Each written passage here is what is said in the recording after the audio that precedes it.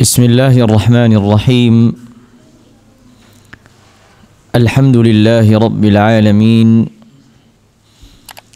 الحمد لله حمدا يوافي نعمه ويكافئ مزيده. لك الحمد يا ربنا كما ينبغي لجلال وجهك وعظيم سلطانك. وأشهد أن لا إله إلا الله وحده لا شريك له. وأشهد أن سيدنا محمدا عبد الله ورسوله. اللهم صل وسلم وبارك على عبدك ورسولك النبي الأمي سيدنا محمد وعلى آله وأزواجه وذريته وصحابته والتابعين ومن تبعهم بإحسان إلى يوم الدين. أما بعد، فاللهم إنا نسألك بأسمائك الحسنى وبصفاتك العلى، نسألك اللهم أن تجعل من جمعنا هذا جمعا مباركا وتفرقنا من بعده تفرقا مرحوما مغفورا. اللهم ولا تجعل فينا ولا منا شقيا ولا محروما. اللهم إنا نسألك علما نافعا ورزقا طيبا وعملا صالحا متقبلا. اللهم علمنا ما ينفعنا وانفعنا بما علمتنا وزدنا علما وعملا وهدى وتقا وصلاحا وإيمانا ويقينا يا ذا الجلال والإكرام، إنك أنت على كل شيء قدير وبالإجابة جدير. Alhamdulillah, pada malam hari ini kembali lagi kita dipertemukan oleh Allah Tabaraka wa Ta'ala dalam majlis ilmu ini. Semoga Allah Tabaraka wa Ta'ala menjadikan majlis ini majlis yang penuh dengan keberkahan, dan pertemuan ini pertemuan yang penuh dengan rahmat, dan semoga Allah Tabaraka wa Ta'ala menutup majlis ini kemudian memisahkan kita dalam kondisi diampuni oleh Allah Tabaraka wa Ta'ala. Jamaah sekalian yang dirahmati dan dimuliakan Allah Tabaraka wa Ta'ala, pada kesempatan malam hari ini insyaallah Tabaraka wa Ta'ala kita akan membahas beberapa sabda Nabi alaihi afdhalus salati wa atammus salam yang berkaitan dengan komunikasi, hubungan, interaksi antar sesama orang yang beriman. Di antara sabda Rasulullah alaihi afdhalus salati wa atammus salam dalam satu hadis, Rasulullah alaihi afdhalus salati wa atammus salam bersabda, "Al-mu'min alladhi yukhalitu an-nas wa yasbiru ala adahum afdal min al-mu'min alladhi la yukhalitu an-nas wa la yasbiru ala adahum." Sebagaimana diriwayatkan oleh Imam Ahmad, begitu juga Imam At-Tabarani dan Imam Al-Baihaqi rahimahumullahu tabaraka wa ta'ala.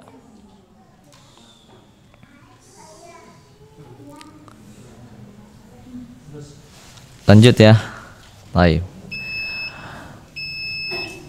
Dari Abdullah bin Umar radhiyallahu taala anhuma wa ardahuma, dari Rasulullah alaihi afdhalus salati wa atammus salam, beliau bersabda, "Al-mu'min alladhi yukhalitu an-nas wa yasbiru ala adahum afdal min al-mu'min alladhi la yukhalitu an-nas wa la yasbir ala adahum."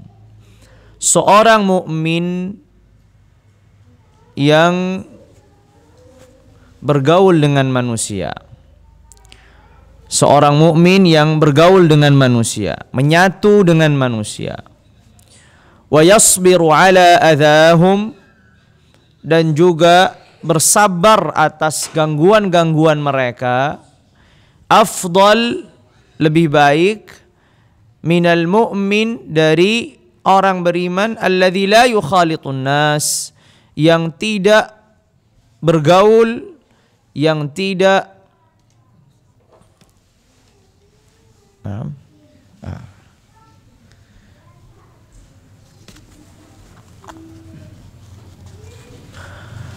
Seorang mukmin yang bergaul, yang menyatu dengan manusia, kata Rasulullah alaihi afdhalus salati wa atamus salam, lebih baik daripada seorang mukmin yang tidak bergaul dengan manusia dan tidak sabar. Rasulullah alaihi afdhalus salati wa atamus salam di sini mensifati orang beriman itu dengan dua hal. Atau kondisi orang beriman itu ada dua kondisi. Kondisi yang pertama adalah seorang mukmin yang menyatu dengan manusia.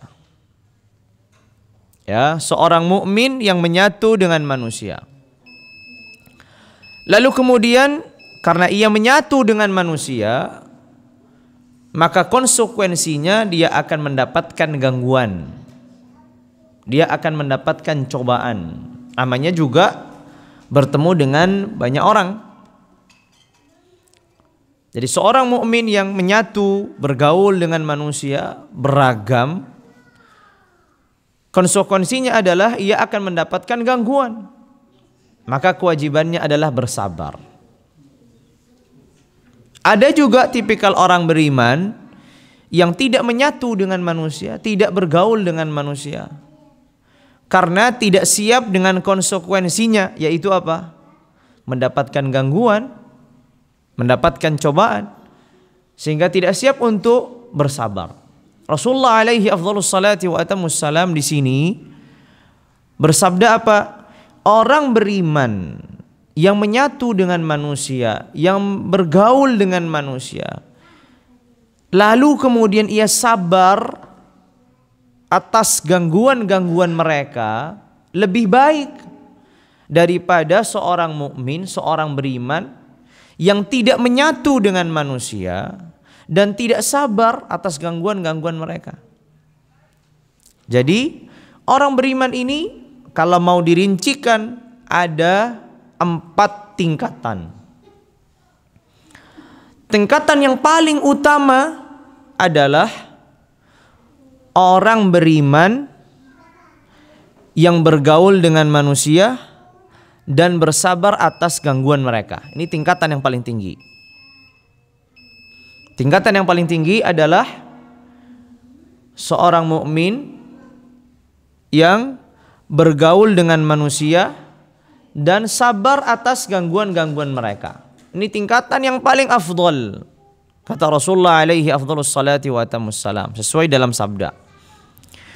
Tingkatan yang di bawahnya, ya, tingkatan yang di bawahnya adalah seorang mukmin, ya, seorang mukmin yang tidak bergaul dengan manusia. Ya. Kenapa tidak bergaul dengan manusia? Karena tidak siap bersabar atas gangguan mereka. Ya. Seorang mukmin yang tidak bergaul dengan manusia karena tidak siap bersabar dari gangguan-gangguan mereka. Ini tingkatan yang kedua. Tingkatan yang ketiga, seorang mukmin yang tidak bergaul dengan manusia tanpa memiliki alasan sabar atau tidak sabar. Tidak bergaul dengan manusia. Bisa jadi dia bisa sabar, tapi dia tidak bergaul dengan manusia. Ya. Lalu kemudian tingkatan yang keempat terakhir adalah seorang mukmin yang bergaul dengan manusia dan tidak sabar. Dia menyatu dengan manusia tapi tidak sabar. Selalu aja ada problem, ada masalah, ada kondisi di mana dia selalu bertikai, selalu terjadi keributan, terjadi pertikaian dan seterusnya. Rasulullah alaihi afdhalus salati wa atamus salam bersabda di sini, "Al-mu'minu alladhi yukhalitun nas wa yasbiru ala adahum khairun atau afdal minal mu'min alladhi la yukhalitun nas wa la yasbiru ala adahum." Orang beriman yang bergaul, yang menyatu dengan manusia, lalu kemudian sabar atas gangguan-gangguan mereka. Ini lebih baik daripada orang beriman, sama-sama berimannya, tapi yang kedua ini dia tidak bergaul dengan manusia, menyendiri, dan tidak sabar atas gangguan mereka. Di sini kita bisa mengambil suatu faidah yang besar, bahwasanya asal dari seorang mukmin itu dia harusnya menyatu dengan manusia, bergaul dengan manusia. Dan kewajiban berikutnya adalah dia bersabar. Sebagaimana dia mampu bersabar ketika datangnya musibah-musibah berkaitan dengan dirinya. Ketika dia ingin mengambil manfaat dari orang lain, maka dia juga harus siap mengambil kerugian dari orang lain. Orang gak mungkin hanya mau mengambil manfaatnya saja tapi tidak mau mengambil kerugiannya. Namanya dalam berkomunikasi, dalam berhubungan, dalam berinteraksi, pasti ada keuntungan, ada kerugian. Sekalipun itu kita memiliki hubungan yang sangat erat antara suami dan istri, apakah selalu hubungannya itu dapat keuntungan terus? Tidak. Antara ayah dan anaknya, apakah selalu hubungannya itu mendapatkan keuntungan terus? Tidak. Seorang anak terkadang mendapatkan sikap yang tidak baik dari ayahnya, tapi tidak selamanya demikian. Begitu juga sebaliknya, seorang ayah terkadang tidak mendapatkan bakti dari anaknya, tapi tidak selalu demikian. Maka itu adalah kondisi yang normal. Ketika seorang berkomunikasi, ketika seorang menyatu dengan manusia, maka otomatis secara langsung satu paket dan satu kesatuan ia akan mendapatkan gangguan. Jangan mau untungnya saja. Makanya kalau dalam fikih ada satu kaidah yang sering diterapkan, yaitu al-ghunmu bil ghurmi. Kalau mau untung ya harus siap rugi. Dan itu kaidah dalam kehidupan. Orang mau berumah tangga, apa dikira dalam rumah tangganya hubungannya akan selalu damai? Tidak. Orang ingin memiliki keturunan, putra putri. Apakah dia tidak pernah berpikir bisa jadi suatu saat putra dan putrinya membangkang? Dan seterusnya, seluruh hubungan, seluruh komunikasi, seluruh interaksi antar manusia pasti konsekuensinya ada yang tersakiti, sebagaimana juga ada yang mengambil keuntungan. Itu biasa. Makanya Rasulullah bersabda di sini, al-mu'min alladzi yukhalitun nas, menyatu dia, bergaul dia dengan manusia, lalu kemudian siap dengan konsekuensinya, yaitu apa? Kalau ada gangguan dia bersabar. Ya, kata beliau ini lebih afdal, ini lebih utama daripada seorang mukmin yang sama sekali tidak mau bergaul karena dia tidak siap konsekuensinya. Maka jamaah sekalian yang dirahmati dan dimuliakan Allah tabaraka wa taala, di sini kita mengambil satu sifat yang berharga dari seorang mukmin. Seorang mukmin itu bukan menyendiri, bukan memisahkan dari masyarakatnya, bukan memisahkan dari lingkungannya, tapi dia menyatu. Dan konsekuensinya dia harus bersabar. Kita lihat Rasulullah alaihi afdhalus salati wa atammus salam. Dan kita menyadari bahwasanya beliau pernah bersabda, asyaddun nasi bala'an al-anbiya thumma al-amthal fal-amthal. Seorang yang paling berat cobaannya adalah para nabi. Kemudian yang semisal dengan mereka, yang mendekati mereka. Kenapa para nabi? Karena para nabi itu pergaulannya paling luas. Dia tidak hanya berkomunikasi dengan para sahabatnya atau kaumnya yang beriman. Kalau kita mungkin bisa jadi kita membentuk satu komunitas, membentuk satu perumahan, semuanya isinya adalah orang-orang kita, kerabat-kerabat kita, kawan-kawan kita, nggak berkomunikasi dengan orang. Mungkin itu terjadi. Tapi para nabi dan rasul tidak mungkin terjadi. Kenapa? Karena perintahnya Allah tabaraka wa ta'ala untuk mereka agar mereka menyampaikan risalah ini kepada kaumnya. Kalau menyampaikan risalah itu kepada kaumnya, maka tidak akan dibatasi orang yang taat saja. Orang yang membangkang juga harus disampaikan. maka secara otomatis dia akan mendapatkan yang tidak didapatkan normalnya orang. Ya, para sahabat-sahabat Rasulullah alaihi afdhalus salati wa atammus salam. Kenapa para muhajirin Allah tabaraka wa ta'ala muliakan daripada kalangan Ansar?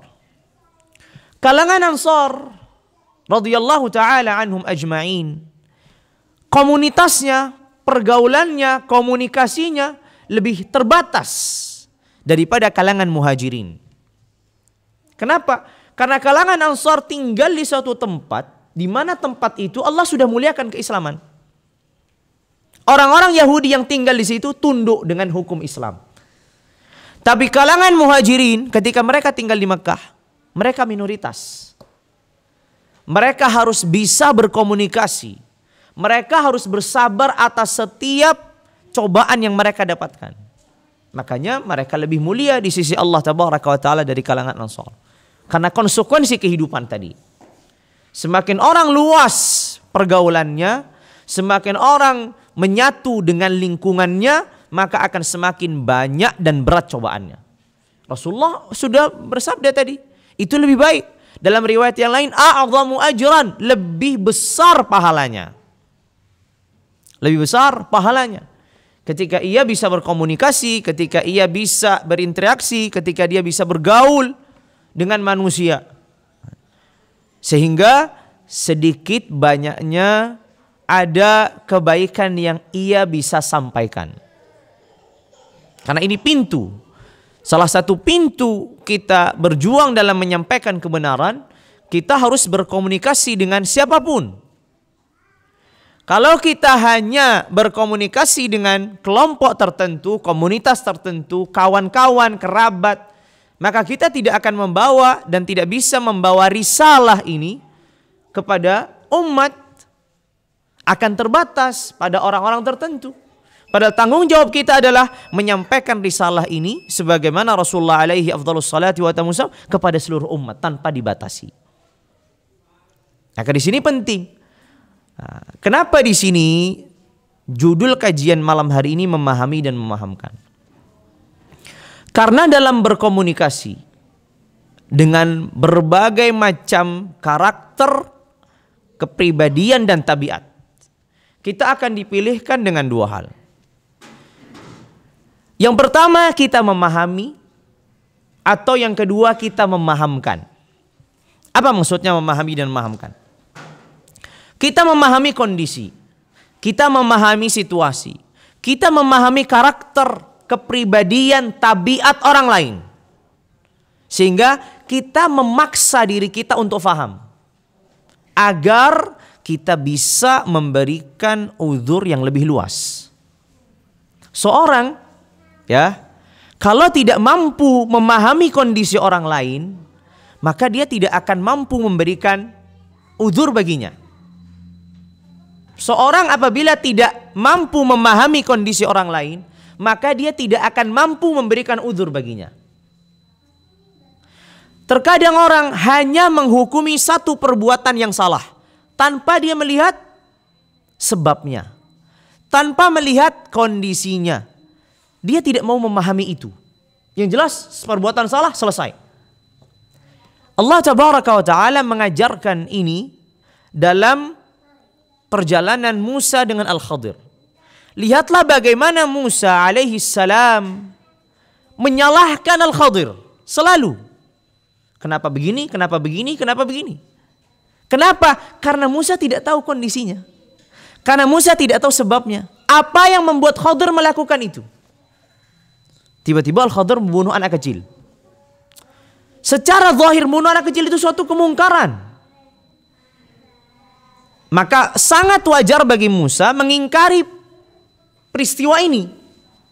Kenapa? Karena Musa tidak memahami sebabnya. Makanya Allah tabaraka wa ta'ala berfirman, "Wa kaifa tasbiru ala ma lam tuhit bihi khubra." Bagaimana kamu bisa sabar sedangkan kamu nggak tahu kabarnya, nggak tahu hakikatnya seperti apa? Al-Khadir sudah mengatakan dari awal. Ketika Nabiullah Musa bertemu dengan Al-Khadir, ketika Nabiullah Musa bertemu dengan Al-Khadir, mengatakan, hal attabi'uka ala an tu'allimani mimma 'ullimta rusyda? Bolehkah aku mengikutimu dengan catatan aku ingin belajar darimu petunjuk-petunjuk? Kata Nabiullah Al-Khadir, qala innaka lan tastati'a ma'iya sabra. Kamu enggak akan bisa sabar. Kenapa? Katanya apa? Qala innaka lan tastati'a ma'iya sabra wa kaifa tasbiru ala ma lam tuhit bi khubra. Kamu tidak bisa sabar, kenapa? Karena kamu tidak tahu hakikat semua peristiwa, semua perilaku yang aku akan jalani. Yang kamu anggap itu salah, aku memiliki alasan. Alasan inilah yang membuat seorang itu bisa menerima dan memahami orang lain. Orang kalau hanya melihat satu peristiwa tanpa melihat runtutan sebab dan alasan, dia susah memahami kondisi. Asal salah aja, perbuatannya bermasalah aja. Padahal ada runtutan peristiwa sebelumnya, ada sebab-sebab, ada kondisi, ada keadaan yang meliputi terjadinya peristiwa tersebut. Makanya orang tidak mungkin bisa menerima ketika ia hanya melihat perilaku yang salah dari seseorang. Kapan ia mampu menerima perilaku yang salah itu? Ketika ia mengetahui sebabnya. Ya, orang tidak mampu, tidak bisa menerima satu peristiwa yang salah begitu saja, susah sekali. Kecuali ketika ia apa? Ketika ia mengetahui sebabnya. Perlu difahami di sini, ketika menerima suatu peristiwa yang salah bukan berarti tidak menyalahkan, bukan. Tapi setidaknya dia akan mampu bersikap dengan bijak. Ya, mampu bersikap dengan bijak. Musa sudah diwanti-wanti dalam kisahnya Al-Khadir itu. Jangan bertanya, aku akan jelaskan kemudian. Tapi karena Musa melihat peristiwa yang salah menurutnya, maka Musa mengingkari. Padahal sudah dikatakan sama Al-Khadir, nanti aku akan kabarkan. Itulah tadi sebabnya. Ketika seorang itu melihat satu peristiwa tanpa melihat sebabnya, maka susah baginya untuk menerima peristiwa ini. Tapi ketika dia melihat sebabnya, maka dia mampu menerima musibah yang diterima seorang mukmin. Terkadang orang mukmin berat ketika mendapati suatu penyakit, suatu kekurangan harta, berat sekali. Tapi kalau dia melihat bahwasanya apa yang dialaminya itu bagian dari ketentuan Allah yang maha bijak, yang maha rahmat, yang lebih memiliki kasih sayang ketimbang dirinya kepada dirinya sendiri. Kalau dia mampu melihat ini semua, maka musibahnya akan terasa ringan. Tapi karena dia tidak melihat itu, melihat apa? Sakit yang dialaminya, musibah yang dialaminya, sehingga susah untuk menerimanya. Mau nggak mau memaksa saja. Tapi kalau dia melihat jauh daripada itu, musibah ini bisa jadi cara Allah untuk meninggikan derajat kita. Karena bisa jadi kita sudah ditentukan oleh Allah satu derajat di surga, tapi amalan kita tidak mampu mendorong kita ke derajat tersebut. Lalu Allah kirimkan cobaan, ujian untuk mengangkat derajat diri seseorang. Kalau orang mampu melihat ini semua, maka semua akan menjadi ringan. Semua komunikasi antara diri dengan Allah, antara dirinya dengan hamba akan menjadi ringan. Karena dia tidak akan melihat satu peristiwa itu begitu saja. Tapi dia melihat sebabnya, kebijakan Allah di situ, hikmah Allah di situ, dan seterusnya. Nah, ini penting sekali untuk apa? Untuk difahami. Makanya tadi yang disabdakan Rasulullah alaihi afdhalus salati wa atammus salam menjadi dasar dalam kajian kita malam hari ini. Orang yang bergaul, orang yang menyatu dengan manusia, konsekuensinya dia akan menerima gangguan. Ya, walaupun dia di puncak kedudukan, seorang manajer di puncak kedudukan, pasti dia akan mengalami gangguan. Walaupun dia bisa aja memecat karyawannya, tapi dia akan terus mengalami gangguan itu. Padahal dia sudah di puncak. Maka dikatakan kalau Rasulullah alaihi afdhalus salati wa atammus salam dan ar-rusul ajma'in salawatu rabbi wa salamuhum alaihi itu mendapatkan gangguan, maka orang-orang yang di bawahnya akan mendapatkan gangguan. Maka di sini pentingnya seorang mukmin menyadari bagaimana dia harus menempatkan diri. Di sini penting sekali seorang mukmin ketika mendapatkan suatu peristiwa yang salah, ya, ketika mendapatkan satu peristiwa yang salah di hadapannya dari orang lain, entah itu dari istrinya, entah itu dari anaknya, entah itu dari sahabatnya, entah itu dari karyawannya, dari siapapun, maka setiap peristiwa tidak akan terlepas dari 4 hal. Setiap peristiwa tidak akan pernah terlepas dari 4 hal. Yang pertama adalah dari perbuatan. Pasti setiap peristiwa ada perbuatan. Tidak mungkin terjadi begitu saja di dunia ini tanpa ada sebab. Pasti ada perbuatan. Yang kedua, peristiwa tidak akan terlepas dari pelaku. Jelas. Ya, peristiwa tidak akan terlepas dari pelaku. Yang kedua. Yang ketiga, peristiwa itu tidak akan terlepas dari objek yang berlakunya padanya perbuatan tersebut. Orang yang terzalimi misalkan, seorang mencela orang lain, mencela perbuatannya, yang mencelanya ini adalah pelakunya, yang tercela itu objeknya kan. Itu yang ketiga. Yang keempat adalah apa? Reaksi. Setiap peristiwa pasti akan ada reaksi. Yang kelima adalah sikap. Nah, ini beda antara reaksi dan sikap. Ya, beda antara reaksi dan sikap. 5 hal ini penting untuk kita benar-benar memahaminya, sehingga kita bisa mengambil sikap yang pada akhirnya ini sikap yang bijaksana. Ketika kita melihat kesalahan dari kawan kita misalkan, ketika kita melihat kesalahan dari kawan kita, maka kita lihat 5 hal ini. Lihat dari perbuatannya. Ketika kita melihat dari perbuatannya, kita harus lihat secara runut. Perbuatan yang dilakukannya ini, ya, perbuatan yang dilakukannya ini, apakah perbuatan yang sudah biasa terjadi atau baru pertama kali? Perbuatan yang dilakukannya ini, apakah baru pertama kali atau sudah sering terjadi? Tentu berbeda sikap kan. Orang kalau melakukan kesalahan pertama kali sama orang yang sudah sering melakukan kesalahan, beda sikap. Kita tidak akan kaget orang tersebut melakukan kesalahan. Misalkan kepada kita, biasa, memang dia karakternya begitu. Tapi orang yang gak pernah melakukan itu, tiba-tiba melakukan, pasti secara otomatis dia akan kaget. Maka ketika orang bisa membaca, ini perbuatan sudah biasa terjadi, maka kita akan apa? Akan lebih dingin ketika menyikapinya. Karena sudah terbiasa. Ya, tidak kita mengambil ruang yang besar dalam hati kita sehingga kita sendiri yang tersakiti, kita sendiri yang akhirnya menjadi jatuh. Maka kita harus pisahkan, perbuatan ini sudah sering terjadi pada dirinya atau perbuatan ini baru pertama kali. Tentu sikap yang berbeda nanti hasilnya. Dilihat juga, apakah perbuatan yang dilakukannya ini perbuatan yang besar atau perbuatan yang remeh. Kesalahan, tetap kesalahan. Tapi ada kesalahan yang tingkatannya fatal, ada kesalahan yang tingkatannya ringan. Harus dipisahkan. Harus dipisahkan. Kesalahan yang fatal, yang besar, yang berat, dan kesalahan yang ringan, yang sepele, yang remeh-temeh. Walaupun sama-sama kesalahan, tapi nanti menyikapinya dengan hal yang berbeda. Ini semua dasar-dasar nanti kita akan praktekkan dalam sejarah Rasulullah alaihi afdhalus salati wa tamussalam, bagaimana menyikapi kesalahan-kesalahan dan komunikasi dengan istrinya ataupun dengan para sahabat-sahabat beliau. Lalu kemudian yang lain, ketika kita melihat suatu perbuatan, ya, kita melihat sudah sering terjadi atau sesekali.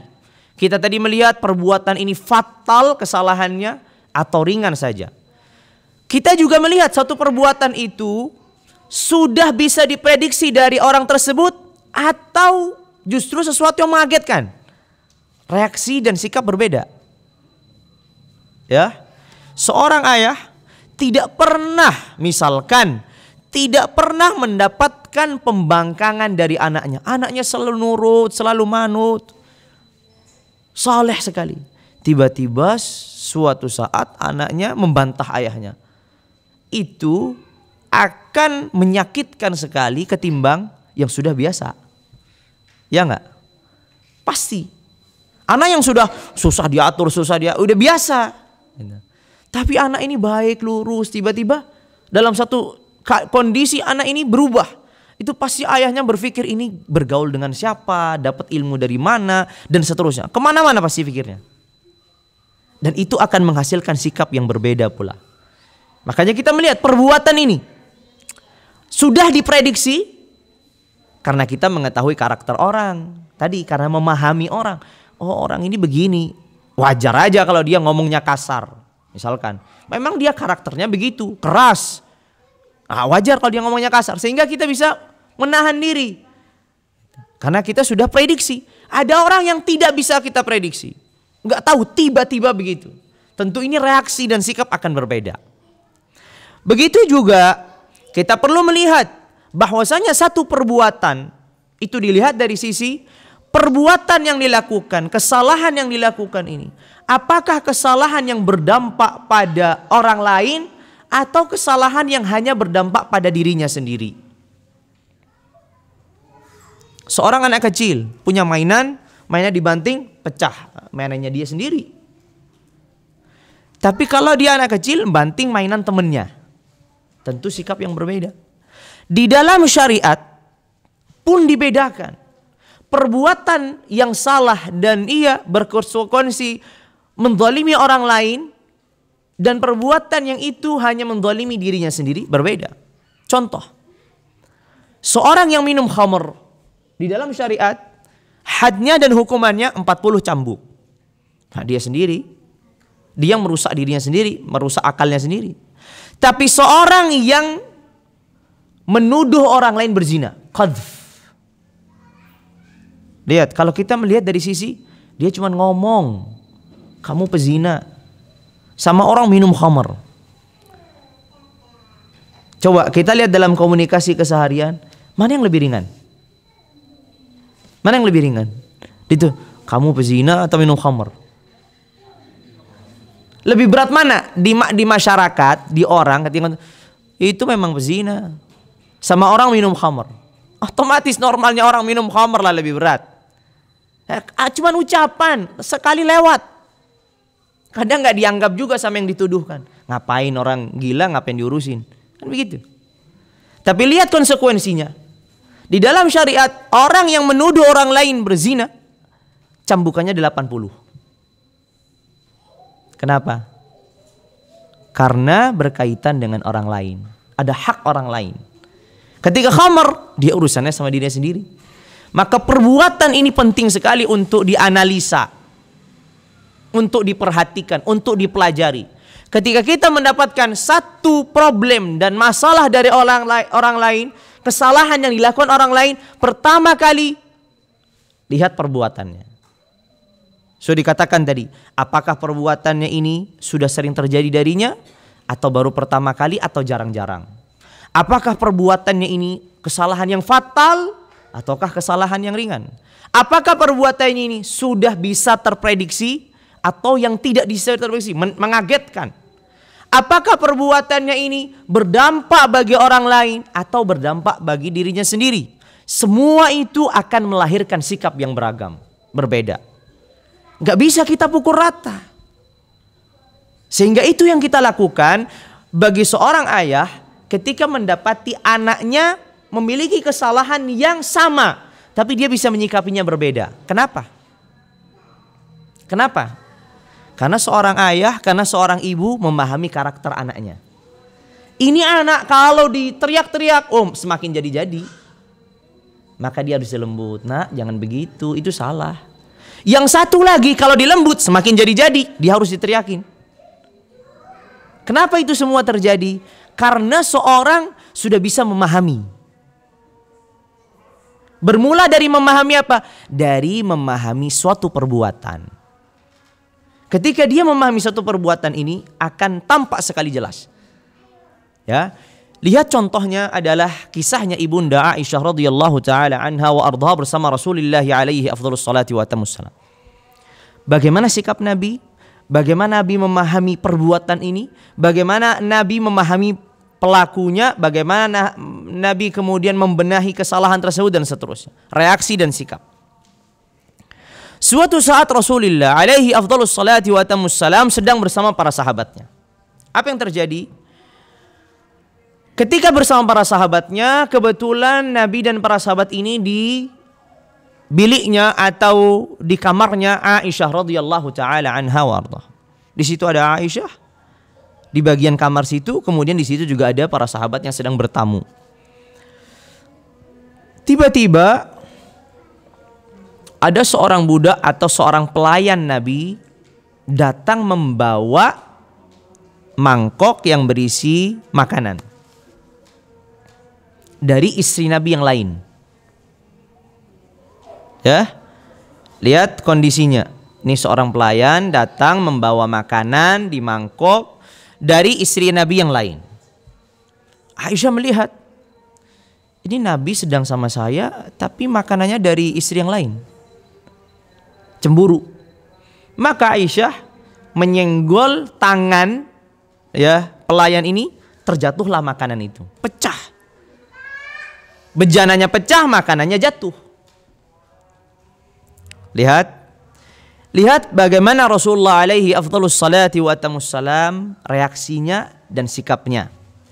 Dan bagaimana beliau mengajak orang lain memahami kondisi ini. Bukan hanya beliau yang memahami, tapi juga mengajak orang lain. Ketika pecah, apa yang dilakukan Rasulullah? Rasulullah memahami kondisi Ibunda Aisyah. Sekarang saya tanya, apa yang dilakukan Ibunda Aisyah itu sering terjadi atau jarang-jarang? Kalau sering terjadi, sering kali kita dengar hadis-hadis begitu. Enggak, jarang-jarang. Sekali atau dua kali saja. Sekali. Jarang. Maka sikapnya tidak langsung mencak-mencak. Kemudian yang kedua, yang dilakukan Ibunda Aisyah itu sesuatu yang sudah bisa diprediksi atau tidak bisa diprediksi? Bisa diprediksi, itu cemburu biasa.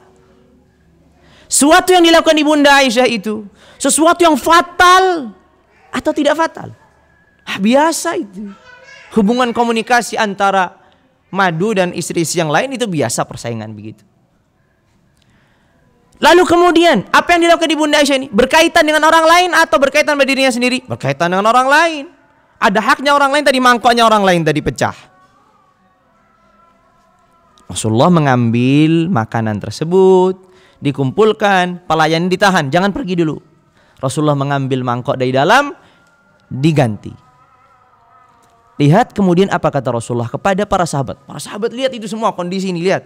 Kita bisa bayangkan ini satu pelajaran yang nyata di hadapan mereka.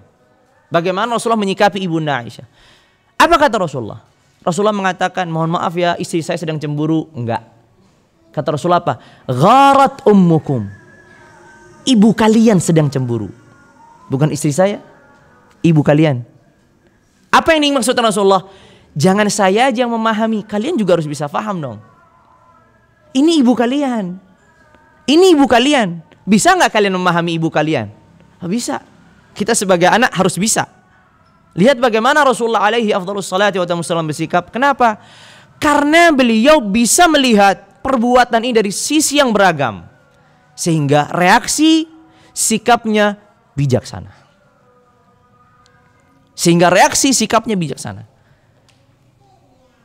Itu terjadi dalam banyak peristiwa.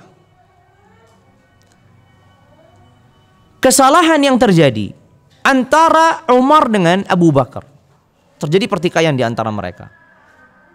Bertikai. Abu Bakar datang kepada Rasulullah dalam kondisi wajah yang marah. Lalu mengadukan, ya Rasulullah, Umar begini. Lihat, Abu Bakar dan Umar nih. Ini pertikaian udah level atas nih. Para sahabat Rasulullah dan orang-orang yang dicintai Rasulullah.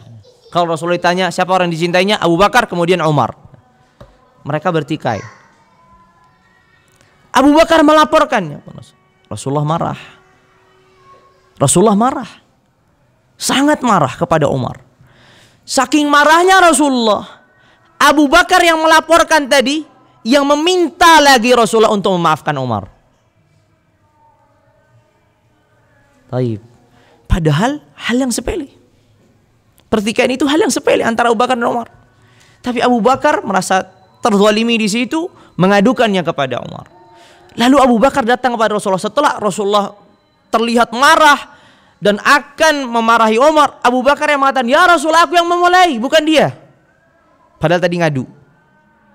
Lalu kemudian Rasulullah bersikap dengan tegas, "Apakah kalian akan mengganggu sahabatku? Dialah orang yang menginfakkan hartanya di saat kalian tidak menginfakkan harta kalian. Dia orang pertama masuk Islam di saat kalian enggan masuk Islam." Dan menyebutkan kebaikan-kebaikan Abu Bakar.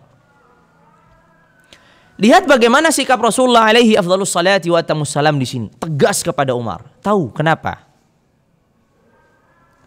Disinilah melihat dari sisi yang lain. Kalau tadi kita melihat dari sisi perbuatan, maka kita juga harus melihat dari sisi pelaku. Pelaku perbuatan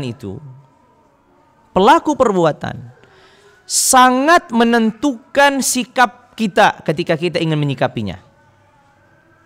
Ketika ingin menasehati seseorang, orang ini sangat mencintai diri kita dan memposisikan diri kita orang yang mulia, maka nasihat kita akan masuk walaupun dalam kondisi yang keras.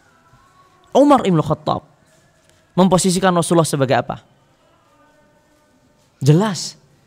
Suatu saat Rasulullah alaihi afdhalus salati wa atamus salam mengatakan, "La yu'minu ahadukum hatta akun habba ilaihi mimma siwa." Tidak beriman seorang di antara kalian sampai diriku ini lebih dicintai dari segalanya.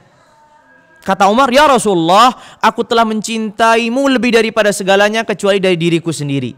Ini kata Umar. "La ya Umar," kata Rasulullah, "enggak ya Umar, enggak begitu.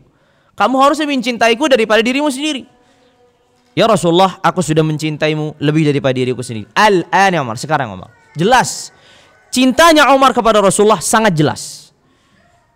Umar memposisikan Rasulullah sebagai orang yang paling mulia, paling cintai, sangat jelas. Ketika Rasulullah menegur dengan keras kepada Umar, apakah Umar akan kembali membencinya? Tidak. Tidak. Kenapa? Karena Rasulullah mengetahui bahwasanya Umar sangat memposisikan beliau sebagai orang yang dicintainya. Sehingga teguran yang sangat keras ini pun tidak akan melukainya. Lagi pula Rasulullah alaihi afdhalus salati wa atamus salam menyadari karakter dan memahami karakternya Umar. Disinilah tadi memahami, bukan memahamkan. Umar bin Khattab orang sangat tegas.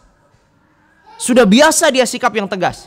Sehingga ketika mendapatkan sikap yang tegas biasa saja. Berbeda dengan Abu Bakar As-Siddiq radhiyallahu taala anhu arda. Orang yang sangat lembut. Hal yang sepele membuatnya dia terluka.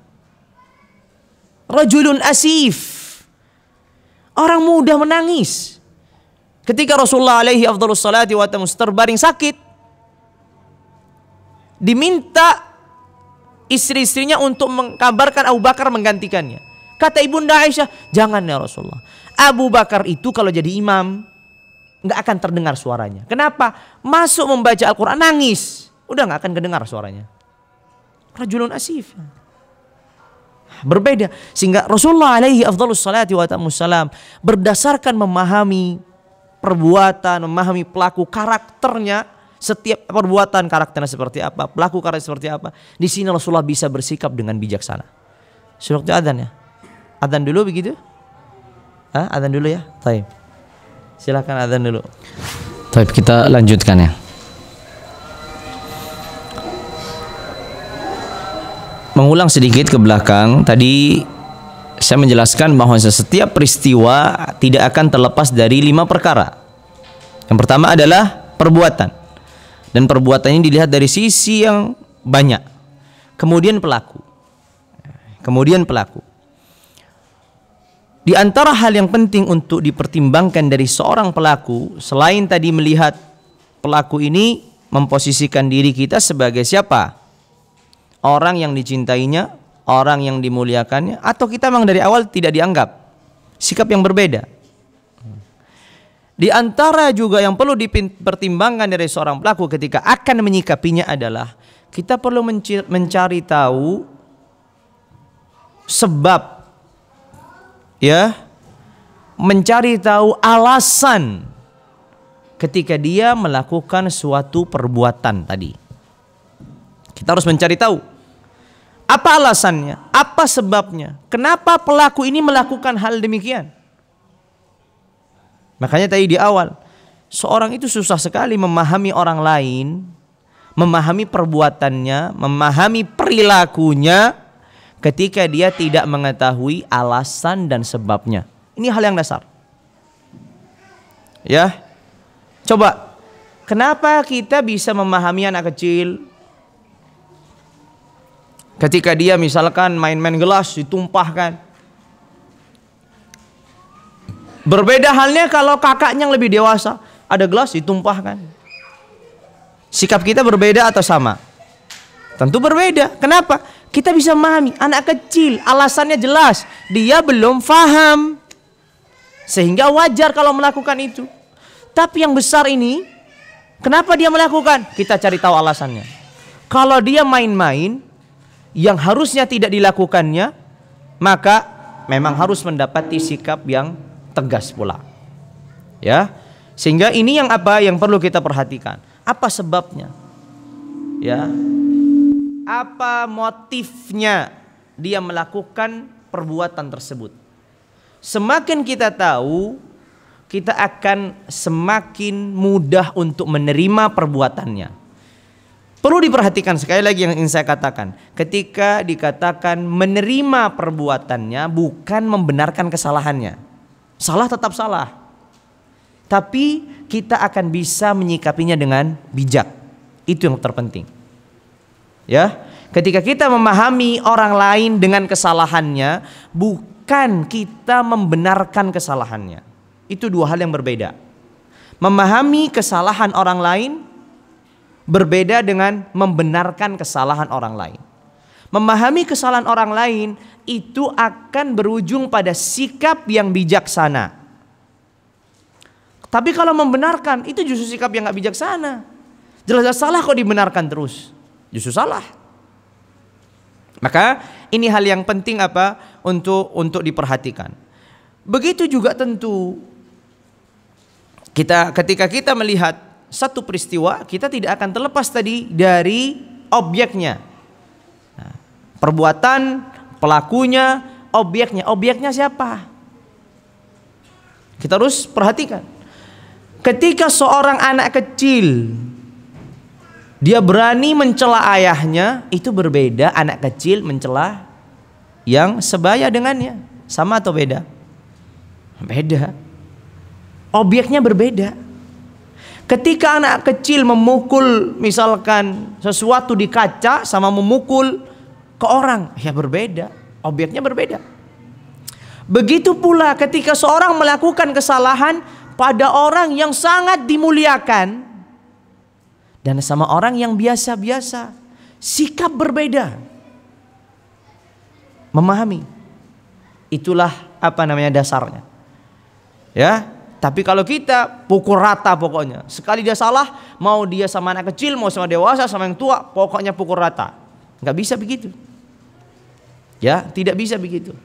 Kita akan bisa bersikap lebih bijaksana ketika itu berkaitan dengan orang-orang yang kita cintai.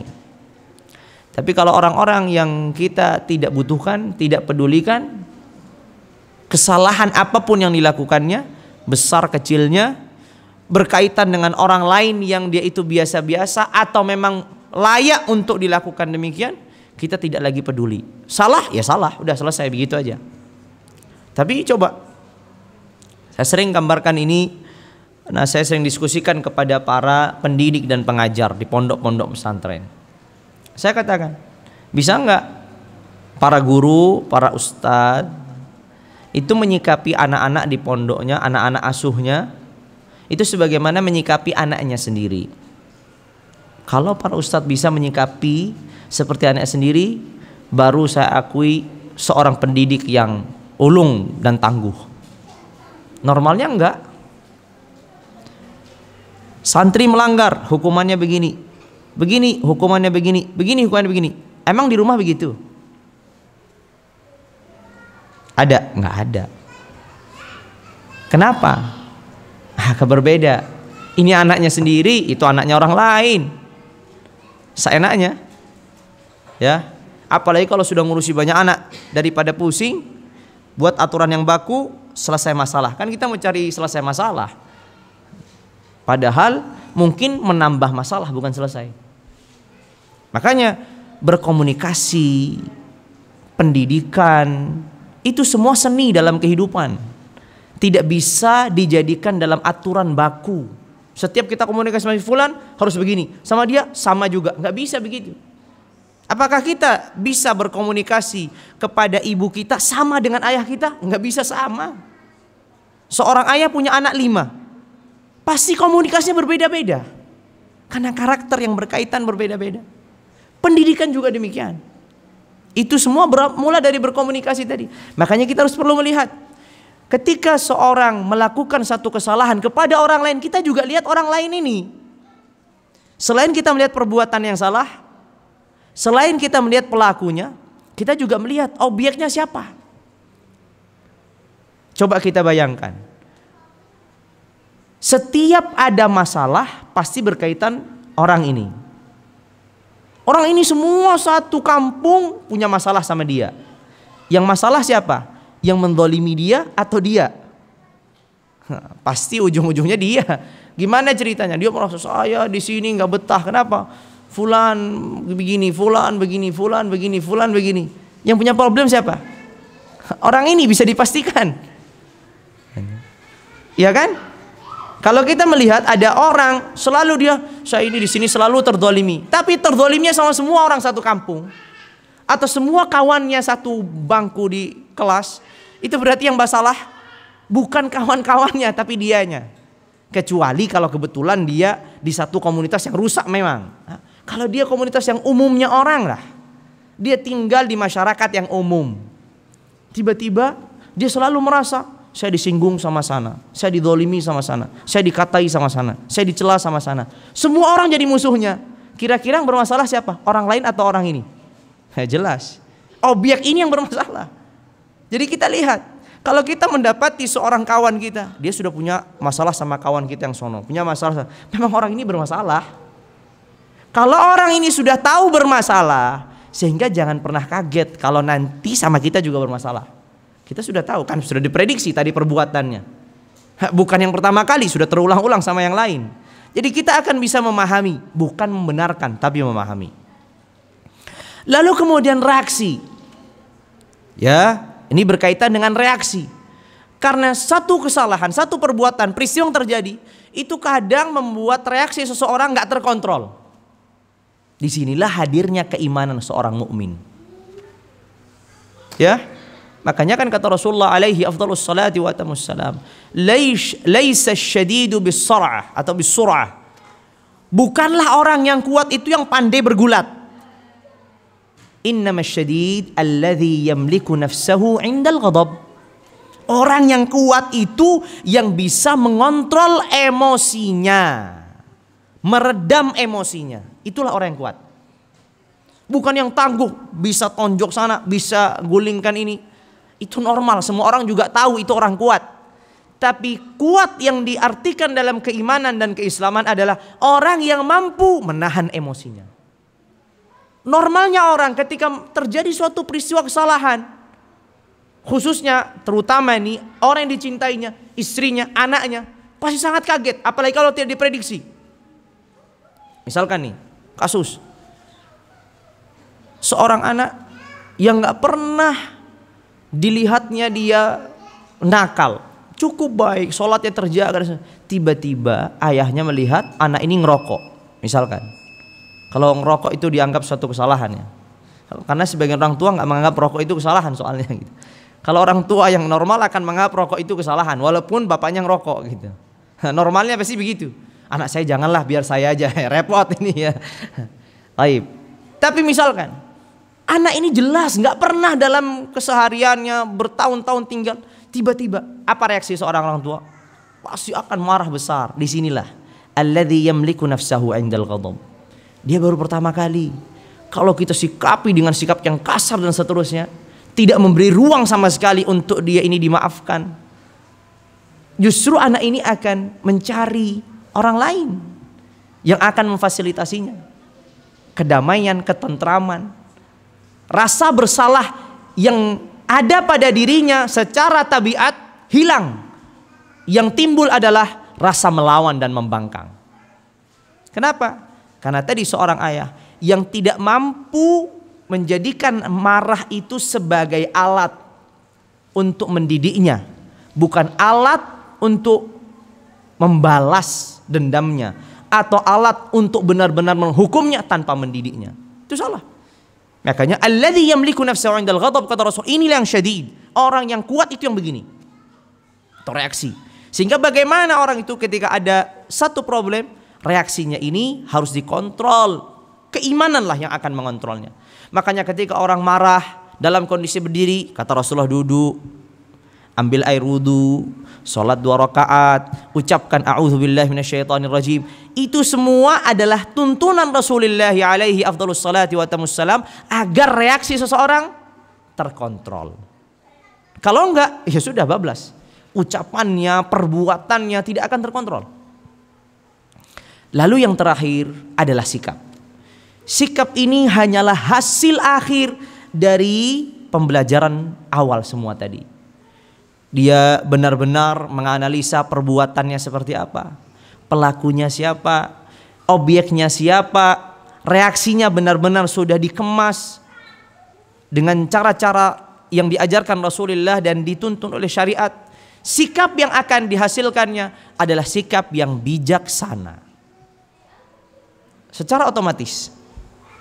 Ya, secara otomatis. Makanya itulah yang sering kita dapati dalam bergaul, berkomunikasi dengan orang. Ya, ketika kita terjadi pertikaian, nggak akan selesai di tempat. Orang bertikai dalam posisi kepala yang panas, bisakah menyelesaikan masalah? Nggak bisa. Makanya dalam syariat Islam ini, kalau ada orang beriman dan orang beriman bertikai lalu kemudian tidak saling sapa, itu diberi waktu 3 hari. Itu bagian dari realistis keimanan yang Rasulullah SAW ajarkan kepada kita. Karena nggak mungkin orang sakit hati langsung maafkan sesaat itu. Normalnya orang harus mengambil waktu. Tapi juga tidak diberikan leluasa sampai 1 tahun, sampai 7 turunan. Nah itu repot lagi. Tapi 3 hari, cukup 3 hari. Setelah 3 hari, mau nggak mau harus berdamai. Sudah cukup.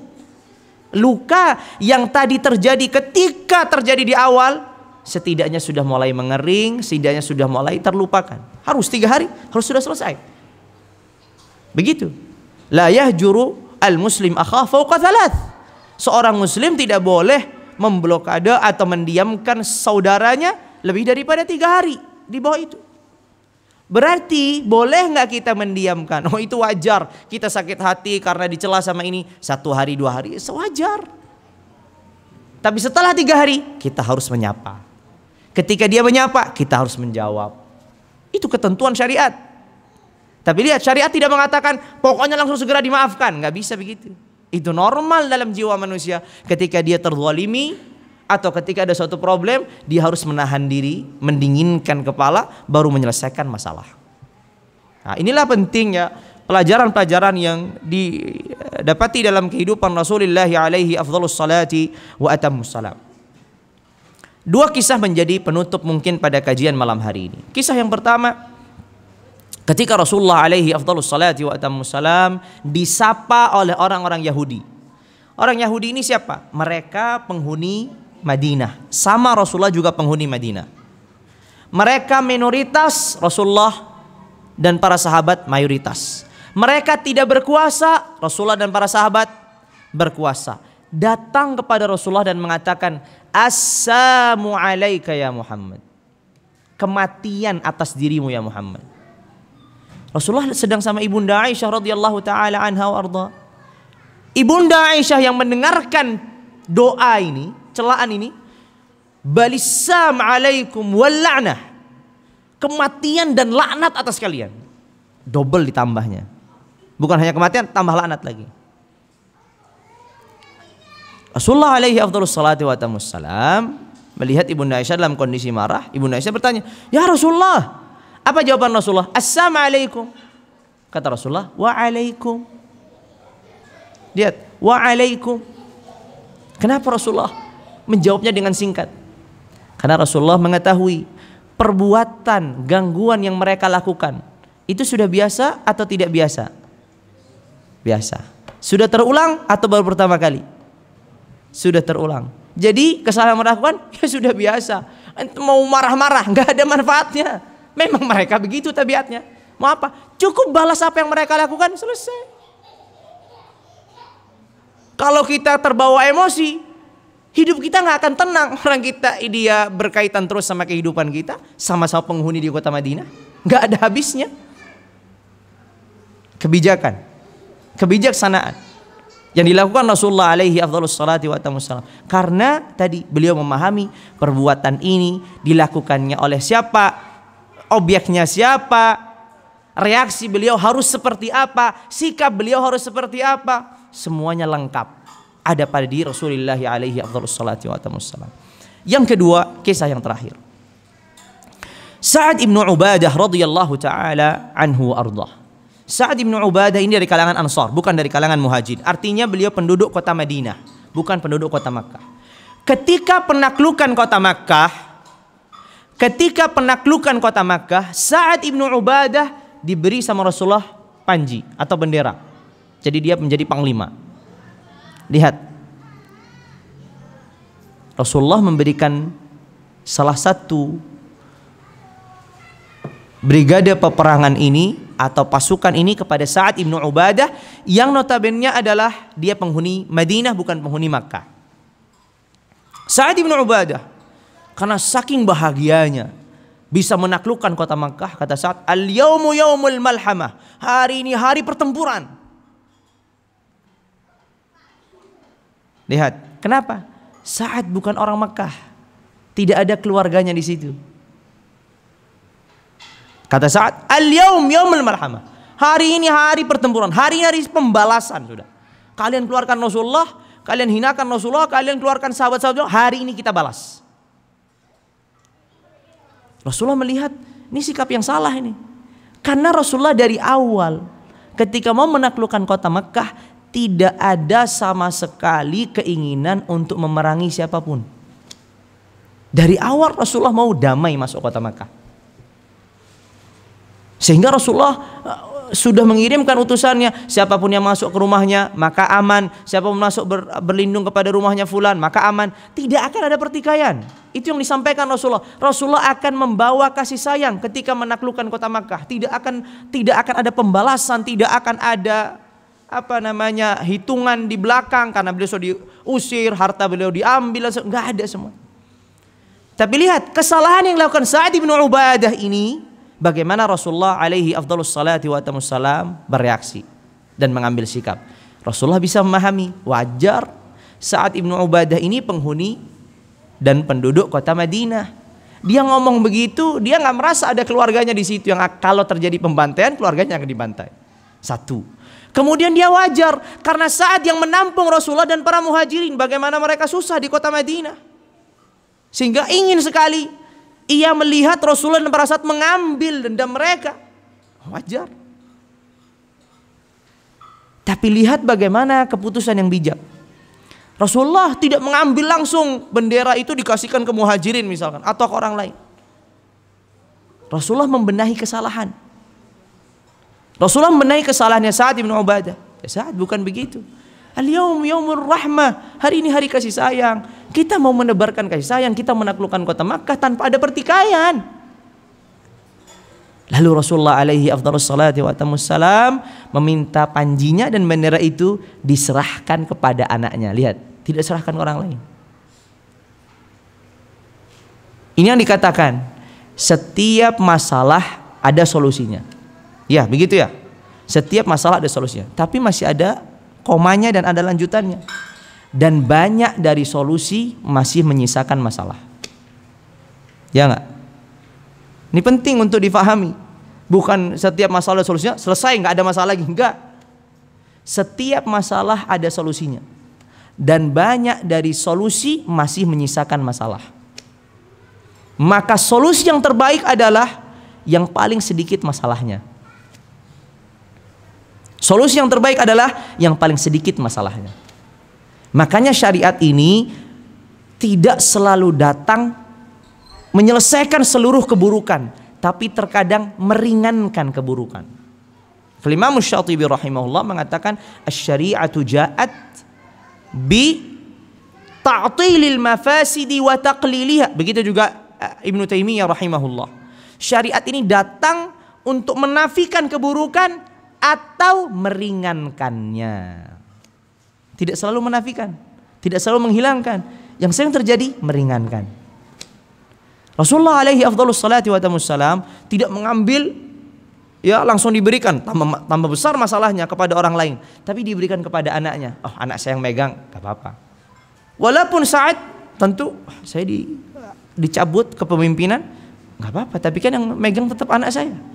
Ada masih kebanggaan bagi beliau radhiyallahu taala anhu. Tapi di sisi yang lain beliau juga mengambil pelajaran bahwa yang diucapkan ini sesuatu kesalahan. Maka dalam kehidupan itu biasa. Ketika kita memiliki satu masalah, cari solusinya. Tapi ingat, solusi itu masih menyisakan masalah. Normalnya dan mayoritasnya begitu. Tapi kita pilih solusi yang paling sedikit masalahnya. Atau dalam bahasa qawaid fiqhiyah adalah irtikabu adna ad-dararain. Memilih masalah yang paling ringan. Irtikabu adnal mafsadatain. Ada masalah paling ringan, itu yang kita pilih daripada masalah menjadi besar. Itulah yang bisa saya sampaikan pada kesempatan malam hari ini. Tentu banyak sekali contoh-contohnya Rasulullah alaihi afdhalus salati wa atamus salam dalam berkomunikasi, dalam bergaul dengan para sahabatnya, bahkan dengan para musuhnya sendiri. Ya, makanya yang dikatakan andai kata kita hidup sebagai musuhnya Rasulullah, mungkin jauh lebih mulia daripada kita hidup sebagai kawan dari seorang muslim hari ini. Susah disikapinya. Nah, karena bagaimana akhlak beliau sangat mulia, sangat bijaksana. Namun yang perlu kita ketahui, kebijaksanaan beliau itu tidak selalu dalam kondisi lemah lembut, kasih sayang. Ketika tegas, tegas. Tadi Umar tegas. Sama orang kafir juga ada batasan tegas, di mana juga ada batasan di mana beliau bisa berbuat baik. Semua itu ada ukurannya. Wallahu a'lamu bissawab. Mungkin itu yang saya sampaikan. Insyaallah tidak ada pertanyaan. Begitu. Kita cukup ya. Atau ada pertanyaan? Enggak ada ya. Alhamdulillah. Baik, kita tutup dengan kafaratul majlis. Subhanakallahumma bihamdika asyhadu an la ilaha illa anta astaghfiruka wa atubu ilaik. Wassalamu alaikum warahmatullahi wabarakatuh.